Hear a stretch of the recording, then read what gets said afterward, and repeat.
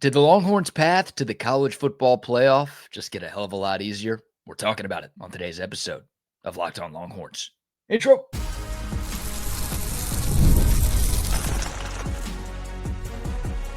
You are Locked On Longhorns, your daily podcast on the Texas Longhorns. Part of the Locked On Podcast Network, your team every day.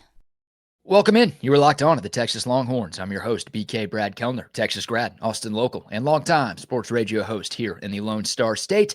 Thank you for making Locked On Longhorns a part of your day every single day. Today's episode is brought to you by Mazda. Just like there's more to every player, more dedication, more attention to detail, there's more to a Mazda vehicle. Stay tuned later in the episode for highlights in this week's Moving the Game Forward. It's Mazda, move and be moved.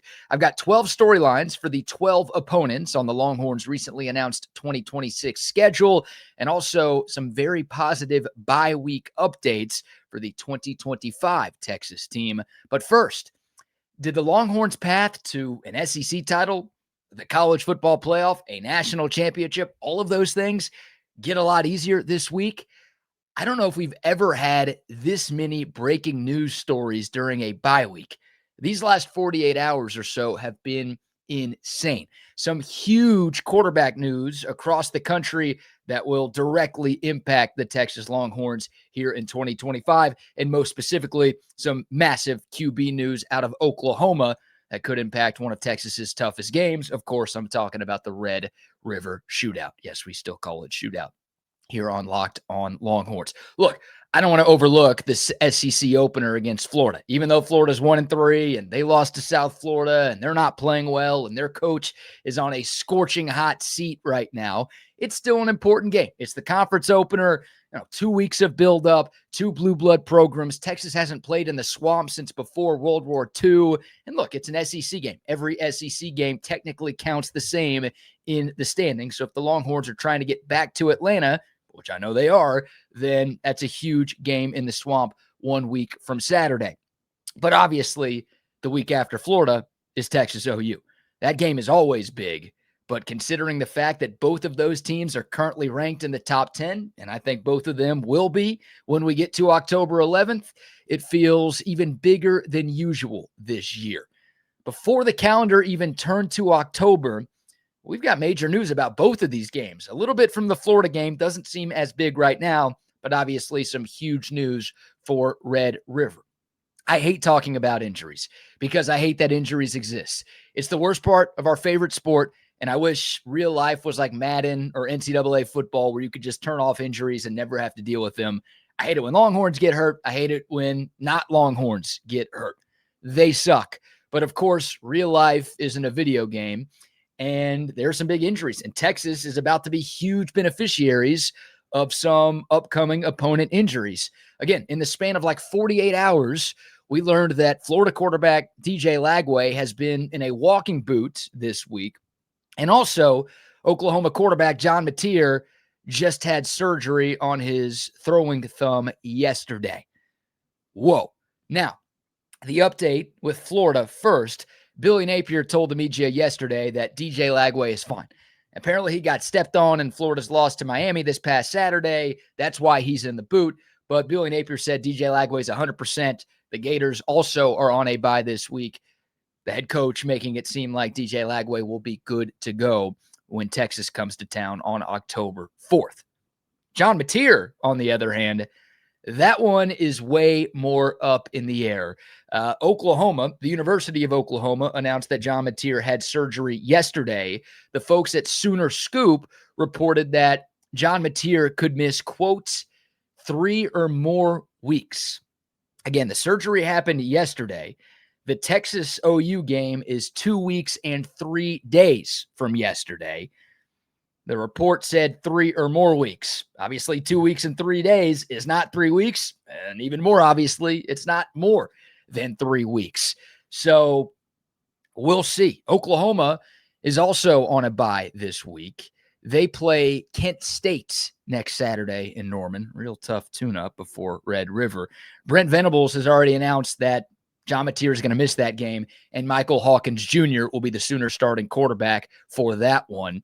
They'll win that one. it doesn't matter that John Mateer isn't playing against Kent State. They'll be perfectly fine. Anybody watching or listening to me right now could play QB for Oklahoma against Kent State, and the Sooners would win. Who cares about that? We're focused on Red River. Could Oklahoma be without John Mateer in the Red River shootout? Now, if Michael Hawkins Jr. name sounds familiar, well, that's the guy who started for the Sooners last year in place of an injured Jackson Arnold.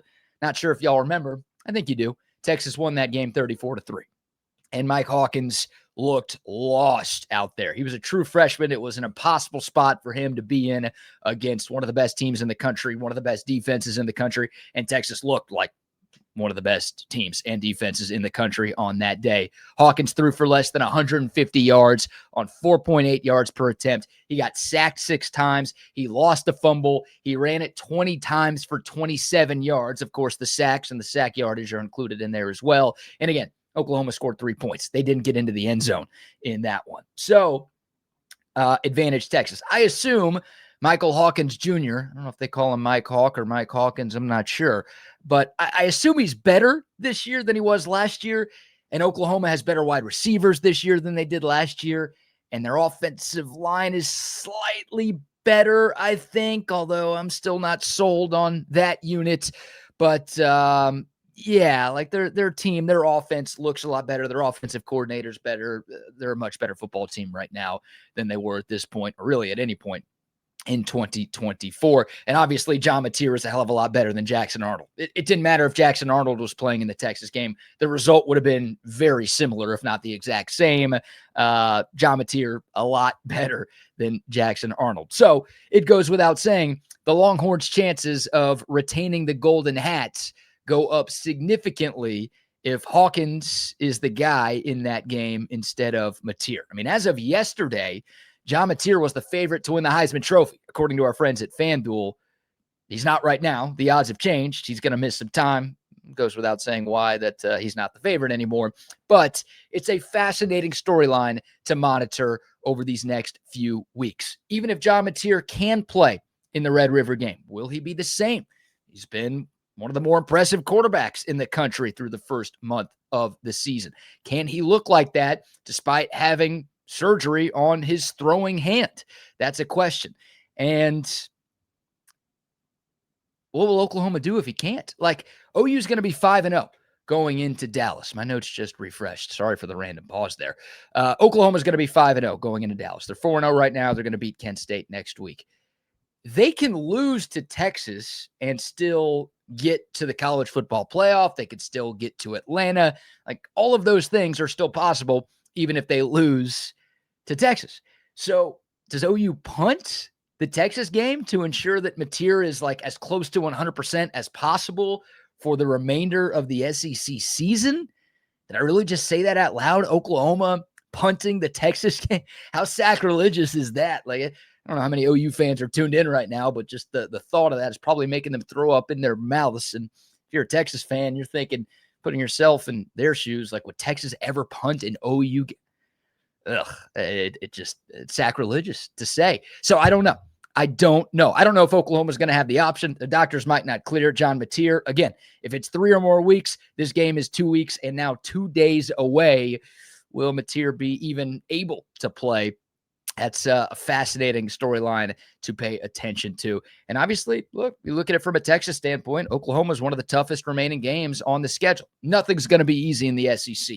Mississippi State looks better than they did last year. Vanderbilt is a real deal team. A&M's in the top 10 right now. Obviously, you got the trip to Georgia. There's some tough games on the slate. But again, Oklahoma's a top 10 team at this moment. They look a hell of a lot better than last year. I don't think that game was going to be 34-3 with or without Mateer, but obviously Texas's chances of winning go up if OU is without its starting quarterback. I want Mateer to play. I don't want injuries to be an excuse. I don't want injuries to be a storyline. I want best on best every single Saturday. And my hope is Texas's best is better than Oklahoma's best, and the Longhorns win that game with everybody out there. But we'll see what happens. A win in the Swamp and a win in Dallas, that means a 2-0 start to SEC play. That'd be nice for Texas. That would obviously set them up for a lot of success moving forward throughout conference play. What say you? your biggest takeaways from the massive injury news. Again, it doesn't sound like the DJ Lagway one is as serious as initially thought, but obviously John Batir could be out for Red River. How does that impact your thoughts on the game? Do you want Batir to play, or are you happy that he might be hurt? Because Texas now has a better chance to win. Would love to hear from y'all in the comments below. All right. Spent a lot of time talking about 2025. Some more breaking news from this week. Not as breaking because we kind of knew this was going to happen, but we now know who the Longhorns will be playing in 2026. I've got a few interesting thoughts on the SEC schedule release coming up next right here on Locked On Longhorns. But first, a word for our friends at DoorDash. It's almost the weekend. Time to look back and crown this week's MVP on Who Delivered, powered by DoorDash. Just like you can win every Saturday with DoorDash Streaks, saving more every time you order. These players delivered when it mattered most. Let's break it down. For the Longhorns, it's Arch Manning. He delivered in a huge way, his best performance of the 2025 season by far. And the Longhorns 55-0 shutout victory over Sam Houston this past Saturday. No hesitation, no delay. He came through and delivered for all 2.5 quarters that he played last Saturday. That was great to see. Just like Arch Manning delivered for Texas, DoorDash delivers your Saturdays. With DoorDash Streaks, you save every Saturday you order. Stack it up all season, and you could save up to $250, including $100 in DoorDash credits. Order this Saturday. Keep the streak alive. Fuel your game day only with DoorDash. Terms apply. Promo period through 11/18. And also a shout out to our friends at FanDuel. The NFL season is here. Of course, you got a game tonight and another big weekend coming up. Our friends at FanDuel are making sure that you are ready for kickoff with a can't miss offer. Right now, new customers can bet just $5. And if your bet wins, you'll get $300 in bonus bets to use across the app. I love using FanDuel because it fits how I like to bet. Player props, same game parlays, even live betting as well. You don't have to get everything in by kickoff. FanDuel's got the live in-game action, so you can bet as the game is going on. It makes every game more exciting, whether you're watching your favorite team or just paying attention to your fantasy lineup. It's quick, it's easy, it's the best way to add a little bit more energy to your Thursdays, Sundays, or Mondays. Are you ready to play? Download the FanDuel app by visiting FanDuel.com to get started. That's FanDuel.com to place your first $5 bet. Welcome back to Locked On Longhorns, your team every day. We now know all 12 opponents on the 2026 Texas football schedule. Of course, we've known about the 3 non-conference games for a while, but a couple of nights ago, we learned about the 9 SEC matchups this season. And I think everybody knows by now, the SEC going from an 8-game conference schedule to 9 games starting next season. Plenty of intrigue. Plenty of juicy storylines with the announced slate. And I've got one, I kind of cheated here because some of these have 2 or 3. Big storyline, plural potentially, for all 12 Longhorn games in 2026. We'll start with the non-con and then we'll dive into the SEC. The opener against Texas State. Obviously, these 2 schools just a few miles away. But the storyline, Texas State may have a new head coach. We're already starting to see the college football coaching carousel turn. Oklahoma State parted ways with Mike Gundy. UCLA is going to need a new coach. G.J. Kinney has done a great job in San Marcos. He could be poached. I don't think UCLA wants him, but Oklahoma State potentially. If Sam Pittman gets fired at Arkansas, could be a spot. If something happens with Dave Aranda at Baylor, that could be a spot for G.J. Kinney. So Texas might be seeing a first-time head coach. Obviously, the proximity of these 2 schools makes it interesting as well. Game 2, Ohio State, the revenge game for the Longhorns, the revenge game for Arch Manning, 2 blue bloods. A lot of similar storylines that we had this year, but obviously Texas won't just be looking for revenge for 1 loss to the Buckeyes. They got 2 that they got to make up for with the game here in Austin. Game 3, UTSA, similar to the Texas State game. Again, obviously school's close, an hour and a half away, but Texas could also be facing a first-year head coach in this one, Jeff Traylor, another guy who's done a really good job at a smaller Texas school. He has been linked to other jobs in the past. Could he be a fit at Baylor if it opens up? Could he be a fit at Oklahoma State, which is already open, Arkansas, a few other schools as well? It's going to be a wild coaching carousel, and I think it could impact 2 of Texas's first 3 opponents next year, maybe even more when we get to SEC play. So we don't know the order of the SEC games yet. We know the order of the non-conference games, but now we know the 9 opponents that Texas will see in league play. Of course, the annual rivalry games, Oklahoma. All of a sudden, now the big storyline is it may be the first time we see Arch Manning versus John Mateer. We were thinking we were going to see that here in a few weeks, but if Mateer misses, could he come back? We'll see. We'll see what happens this year. Also, Brent Venables. Are we sure Brent Venables will be back for Oklahoma? Again, off to a great start, but this John Mateer injury, and you look at the Sooners' remaining schedule, could make things a little bit dicey there. You don't need a whole lot of storylines with Texas OU. The A&M game back in College Station.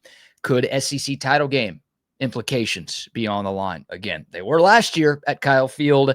Mike Elko doing a pretty good job. A&M seemingly on the rise. We'll see what happens in November of this year. But could the stakes be very high for that Black Friday matchup in 2026? Arkansas, again, we talked about it earlier. Could they have a new coach next year? We will see.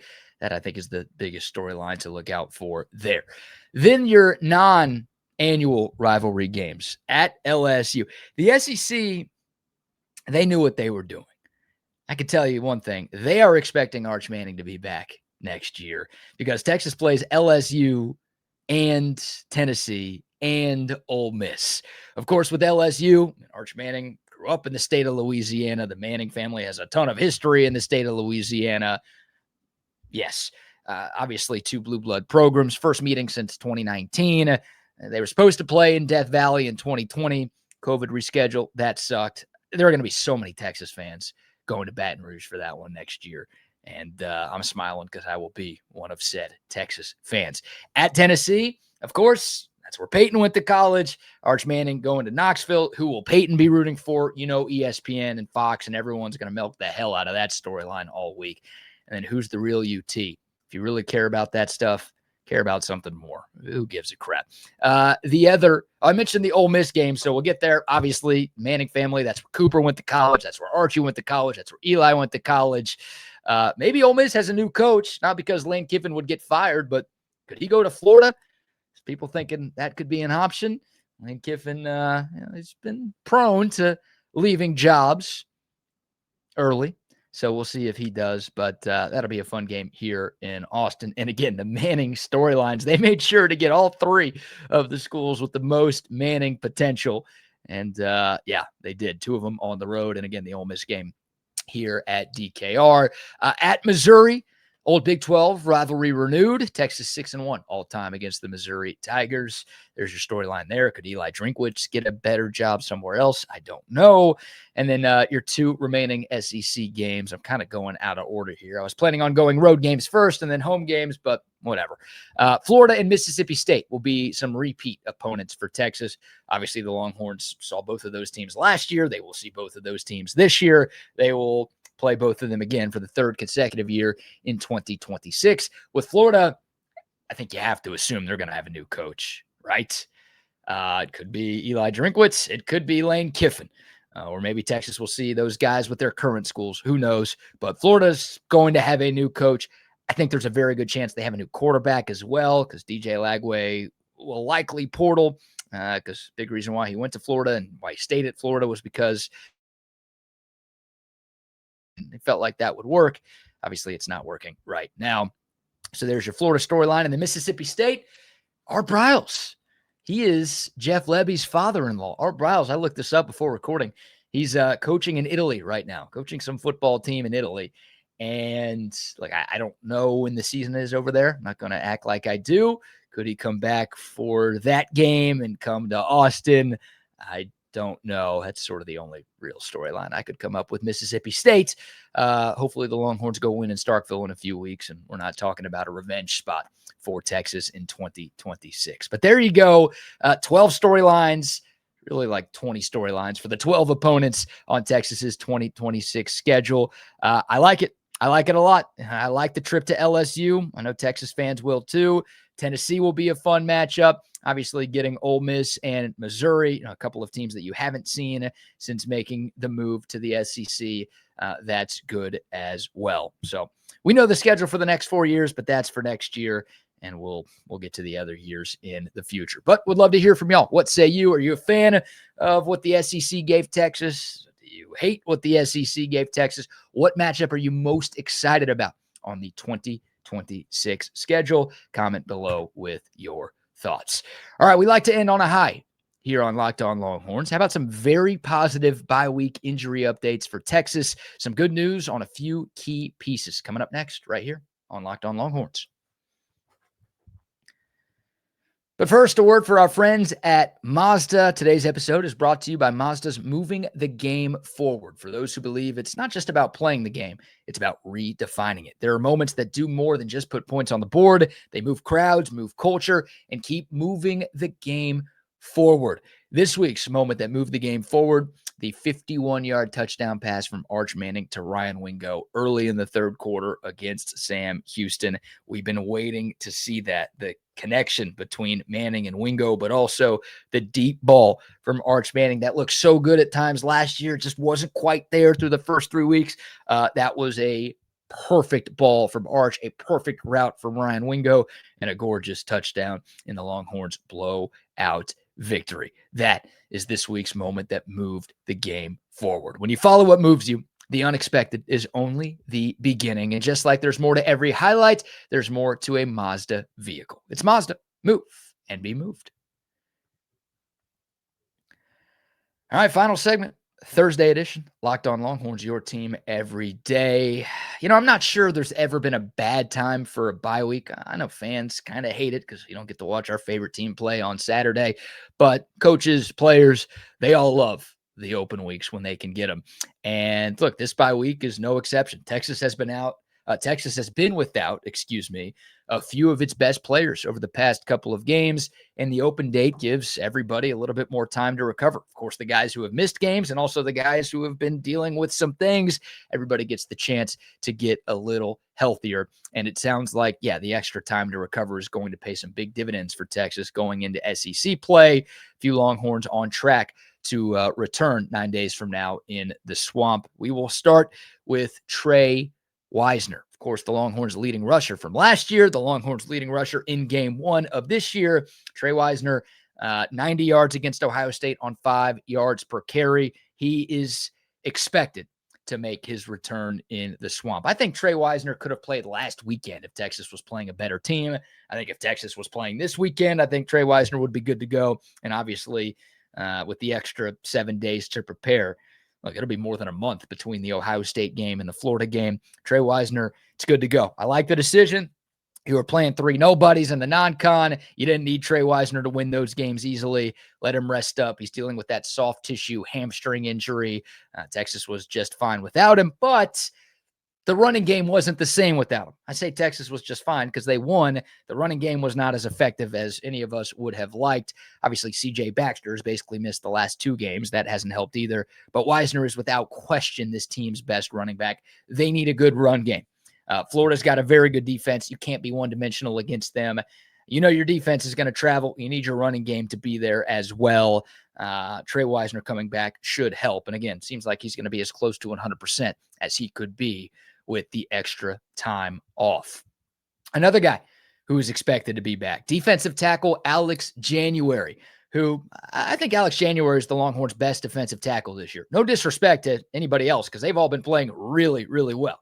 And Texas has so much depth on the defensive front that you probably haven't noticed Alex January being out that much. Hero Kanu and Levon Johnson was making plays. Murad Watson's made some plays. All of the Cole Brevard's been everywhere. Travis Shaw. There's been a lot of really good interior defensive line play for Texas. So again, you probably haven't missed Alex January that much, but he's a dude.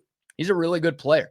And Florida runs a lot of 12 personnel, 1 back, 2 tight ends, which means there will be times where Texas has 3 defensive tackles at the same time, trying to slow down the Florida run game with that heavy personnel. You want all hands on deck when you're going to be playing a defense like that, going up against an offense like that. Alex January is a stud, gives you some more depth. I get another guy that probably could have played last weekend or this weekend if there was a game. He'll be good to go for the trip to the Swamp. A couple more updates. Speaking of CJ Baxter, it sounds like he's a little further behind than Trey Wisner when it comes to rehabbing his hamstring injury. Maybe not a surprise because Baxter got hurt in game 3 and sounds like Trey Wisner was a little bit banged up going into game 1. Obviously hasn't played since then. But can't confirm anything yet with CJ Baxter. But if you ask me right now, from what I've been told behind the scenes, the expectation is that Baxter will be good to go in Gainesville. Obviously, we'll see how much he practices next week. Texas isn't doing a ton. They're doing half-padded practices today. They did one yesterday. They'll do one today. It's a 3-day weekend for them. So they'll just be hanging out, watching football together. And then obviously they'll ramp it up when game week begins on Sunday. But again, right now, if you ask me if I think CJ Baxter is going to play at Florida, my answer would be yes. Not quite as confident in that one, though, as I am with Trey Wisner. And then last but not least, a guy that I think every Texas fan has been just waiting to see, Emmett Mosley V, the transfer wide receiver in from Stanford. He's not practicing fully yet. I know that scares people, but a lot of the other guys who are slated to return have also not been full participants in practice. Again, taking advantage of the open week, not rushing guys back when you don't have a game to play on Saturday. The good news for Mosley, he's been running. He was running last week. He's running even more this week. So it sounds like he's very close to being back on the practice field, and we'll learn on Monday. Of course, with SEC play beginning next week, we'll get our first injury report of the year, obviously for Texas and for Florida. Florida's played SEC games, but y'all know what I mean. We'll get an injury update on DJ Lagway. That is obviously important from the Texas side, but we'll see what the prognosis is for Emmett Mosley V. But Monday is going to be the big tell. If he's out there practicing, that's a very good sign for Texas. Would love to see Emmett Mosley in the passing game. I mean, Arch Manning was awesome against Sam Houston. Great to see the connection with him and Ryan Wingo take off. We know what he and Parker Livingston have done this year. DeAndre Moore being back is huge. He made a big impact for Texas against Sam Houston. You get Emmett Mosley back. Those are your top 4 receivers. And you get Trey Wisner and CJ Baxter back. Some Texas fans wondering if there's enough speed and just skill on the outside for this Texas team. At times, it's been a questionable answer, but getting all of those guys back, I think, is going to help. I think Texas not having some of its best players at running back and wide receiver has contributed to some of the offensive struggles that this team has dealt with. It sounds like they're going to be pretty close to 100%, if not fully 100%, for the SEC opener. And knock on wood, but like Andre Kojo, who got hurt the first week of fall camp, that's your only serious injury that you've had right now. And you've played a third of your regular season, and you're about to obviously start league play. So Texas, very, very healthy, all things considered. And, that is really good news. And that's going to do it for today's show. If you made it this far, thank you very much. That's really good news to me. Really appreciate that. Please remember to like, subscribe, leave a comment, all of those great things. Can't thank y'all enough for making Locked On Longhorns a part of your day. For your next listen, check out Locked On Bets with my man Lee Sterling and Kevin Rogers. They are your one-stop shop for all of your sports betting needs. Expert analysis, game picks, the lock of the day, you name it, they've got it. Find Locked On Bets on YouTube or wherever you listen to your podcast. Plenty more Texas football news, notes, and nuggets coming up tomorrow. And who knows, even though it's a bye week, there's been all sorts of breaking news. Maybe we'll have something else to dive into on tomorrow's show. But that'll do it for today. Thank y'all so much for tuning in. Until next time, horns up, mics off. We'll see y'all soon. This is Locked On Longhorns.